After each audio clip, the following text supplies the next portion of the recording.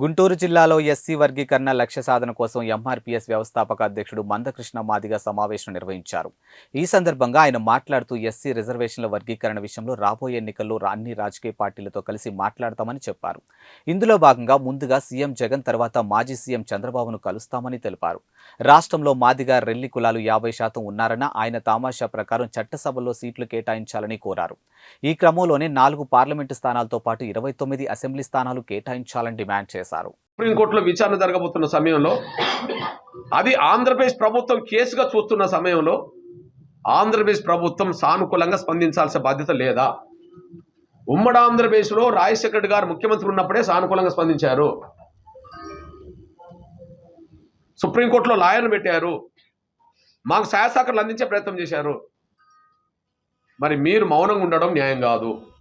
అందువల్ల ఏమాత్రం ఆలస్యం చేయకుండా రాష్ట్ర ప్రభుత్వం వర్గీకరణకు అనుగుణంగా సుప్రీంకోర్టులో తమ అభిప్రాయాలను వ్యక్తం చేయాలని, వర్గీకరణను అమలు చేయించే దిశగా ఒక సీనియర్ న్యాయవాదిని పెట్టాలని మేము విజ్ఞప్తి చేస్తున్నాం.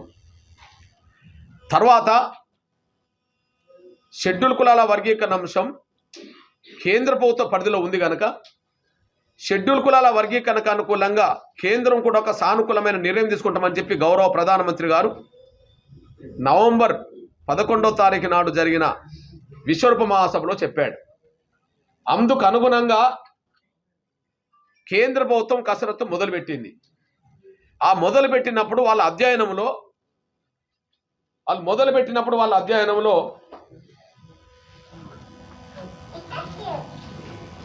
ఏ రాజకీయ పార్టీలు మద్దతు ఇస్తున్నాయని చెప్పి వాళ్ళు అధ్యయనం చేస్తే, ఏ రాజకీయ పార్టీలు మద్దతు ఉన్నాయని చెప్పి ఆయన అధ్యయనం చేస్తే, ఇప్పుడు మెజార్టీ రాజకీయ పార్టీల అధ్యక్షుల లేఖలు ఉన్నాయి. ఆ సమయంలో ఆంధ్రప్రదేశ్ నుంచి చంద్రబాబు నాయుడు గారు రాసిన లేఖ కూడా ఉన్నది ఆడ. వాళ్ళ అధ్యయనంలో ఆంధ్రప్రదేశ్లో చంద్రబాబు నాయుడు గారు రాసిన లేఖ కూడా ఉన్నది వాళ్ళ అధ్యయనంలో. నేను ఇప్పుడు చూపెడతా, వాళ్ళు రెడీ చేసుకుంటుండ్రు. అంటే కేంద్ర ప్రభుత్వం ఒక హామీ ప్రధానమంత్రి రూపంగా ఇచ్చిండు కాబట్టి వాళ్ళు పరిశుద్ధి చేసుకునే నేపథ్యంలో వాళ్ళు కసరత్తు మొదలు పెడుతున్నారనే విషయం సంకేతాలు వస్తున్నాయి. ఆ సంకేతాలు వస్తున్నప్పుడు భారతీయ జనతా పార్టీ అధ్యక్షుడిగా గడ్కరీ గారు సమర్థించినట్టుగా లేఖ ఉన్నది వాళ్ళ నోటీసులో. అన్ని రాజకీయ పార్టీలు రాసిన లేఖలు ఉన్నాయి, ఇంక్లూడింగ్ చంద్రబాబు నాయుడు గారు రాసిన లేఖ కూడా ఉన్నది. మరి ఇప్పుడు మీరు వైఎస్ఆర్సీపీకి పార్టీ అధ్యక్షులు, ప్రభుత్వ పరంగా నిర్ణయాలు తీసుకోవాలి, పార్టీ పరంగా లేఖ రాయాలి. ప్రభుత్వ పరంగా నిర్ణయాలు తీసుకోవాలి, పార్టీ పరంగా లేఖ రాయాలి. కాబట్టి జగన్మోహన్ రెడ్డి గారిని కలవడానికి వర్గీకరణ అంశం ప్రాధాన్యత అదే. ఆయనతోటే ముందు మేము మాట్లాడాలి. ఇకపోతే మేము మళ్ళీ చెప్తున్నాం, ఈ రోజు వరకు మేము రాజకీయ నిర్ణయం తీసుకోలేదు, కానీ తీసుకోక తప్పదు. మీరు మాకు అనుకూలమైతే మిమ్మల్ని వ్యతిరేకించే అవసరం మాకు రాదు, మీరు అనుకూలం కాకపోతే వ్యతిరేకించే అవసరం కూడా వస్తుంది. మౌనంగా మేమెందుకుంటాం? మా జాతి భవిష్యత్తు, మా ఉపకులాల భవిష్యత్తు మాకు ముఖ్యమైనప్పుడు మౌనంగా ఉండలేమనే విషయం కూడా మేము స్పష్టం చేస్తున్నాం. మమ్మలను మిత్రులుగా చూడండి, కానీ శత్రులుగా చూడబాకండి. నేను సోదరులు జగన్మోహన్ రెడ్డి గారికి నేను విజ్ఞప్తి చేస్తున్నా బహిరంగంగా, మమ్మల్ని మా ఎంఆర్పిఎస్ను మిత్రులుగా చూడండి, కానీ శత్రులుగా చూడబాకండి.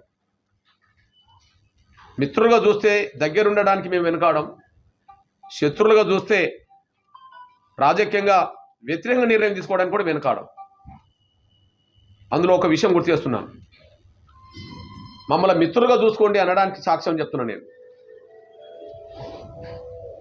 సోదరులు జగన్మోహన్ రెడ్డి గారు ముఖ్యమంత్రి కాకముందు పలు సందర్భాల్లో ఆయన చేసిన పోరాటాలకు మేము అండగా నిలబడ్డాం.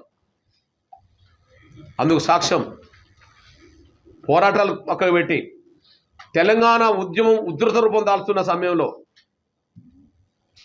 పార్లమెంట్లో తెలంగాణకు వ్యతిరేకంగా మాట్లాడిన జగన్మోహన్ రెడ్డి గారు ఓదార్పు యాత్ర పేరుతో తెలంగాణలో అడుగు పెడుతున్నారు సమయంలో తెలంగాణ సమాజం యావత్తు మీరు తెలంగాణకు రావద్దని చెప్పి అడ్డం పడుతుంటే సోదరులు జగన్మోహన్ రెడ్డి గారిని స్వాగతించింది ఎంఆర్పిఎస్ మాత్రమే. సోదరులు జగన్మోహన్ రెడ్డి గారిని స్వాగతించింది ఎంఆర్పిఎస్ మాత్రమే.